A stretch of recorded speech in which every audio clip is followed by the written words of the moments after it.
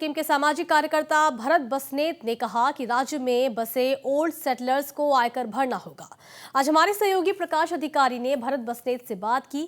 इस दौरान उन्होंने कहा कि ओल्ड सेटलर्स को उनके आय के मुताबिक आयकर देना होगा। बातचीत के दौरान भरत बस्नेत ने और क्या कुछ कहा, आइए सुनते हैं। जो विवाद सृजना, इस विवाद के पीछे का आप दोषी किसको मानते हैं?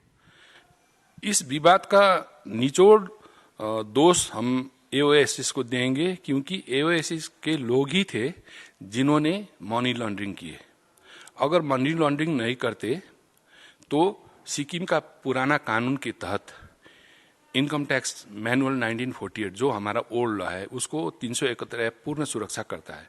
तो उन्होंने उसका एडवांटेज लेकर जो गिफ्ट रैकेटिंग चलाया, उसका कारण भारत सरकार मजबूर होकर सिक्किम में सेंट्रल इनकम टैक्स लगाना पड़ा।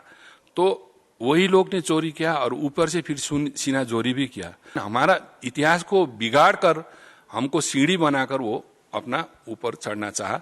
ये बहुत दुर्भाग्य की बात है। इसमें एक नंबर एओएसएस दोषी है। दूसरा नंबर क्या है कि हमारा जितना भी राजनीतिक पार्टी या सरकारें बनी, आज का नहीं पूर्वज के लेकर आज तक का सरकार इस मुद्दा में कोई भी संवेदनशील नहीं रहे और उन्होंने एओएसएस को ही विश्वास करते रहे।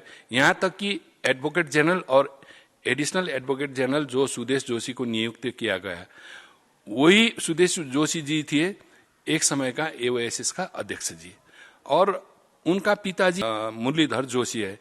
तो जो मनी लॉन्ड्रिंग का लिस्ट में उनका पिताजी का भी नाम है और पेटिशनर उनका वाइफ है। तो बताइए कि हम लोग के ऊपर कितना षड्यंत्र किया। आपको लगता है इन लोगों को इनकम टैक्स लगना चाहिए? हाँ, एओएसएस को लगना चाहिए, लगना चाहिए। क्यों नहीं लगे? जो कमाई करता है, जो इनकम करता है, उसको टैक्स क्यों नहीं लगेगा? वहीं उन्होंने सुप्रीम कोर्ट में इंटरवेंशन पिटीशन दायर करने पर भी अपनी राय रखी। जो सुप्रीम कोर्ट का 13 तारीख का जो वर्डिक्ट आया था, उसके बाद आप लोगों ने, आप और पूर्व मंत्री आरबी सुब्बा ने मिलकर इंटरवेंशन एप्लीकेशन किया था। आप लोगों को क्यों जरूरी लगा कि आप लोग जाके इंटरवेंशन एप्लीकेशन करना, क्यों को आपको जरूरी लगा? हमको इंटरवेंशन पिटीशन जाने के लिए इसलिए जरूरी लगा क्योंकि जो एडवोकेट जनरल ने जो जितना भी अपना प्रस्तुति दिया, अपना राज्य के ओर से जितना भी दलील दिया, उनका ही गलती का कारण से ये जजमेंट आया है, जिसमें सिक्किम में समूचा नेपाली लोगों को विदेशी बनाया गया है। तो अगर हमारा सिक्किम राज्य सरकार का दलील में और भी विश्वास रहता तो आज ये काम नहीं होता। 8 तारीख का जो वर्डिक्ट आया, 8 फरवरी का, उससे जो नेपाली फॉरेनर्स का जो ओर है वो विड्रॉ किया। इसको लगता है कि अब जो नेपाली पर जो दाग था, सिक्किम नेपाली पर भी, इस सदा सर्वदा के लिए ये हट गया। जहाँ तक जो जजमेंट से ये रिमूव किया गया है,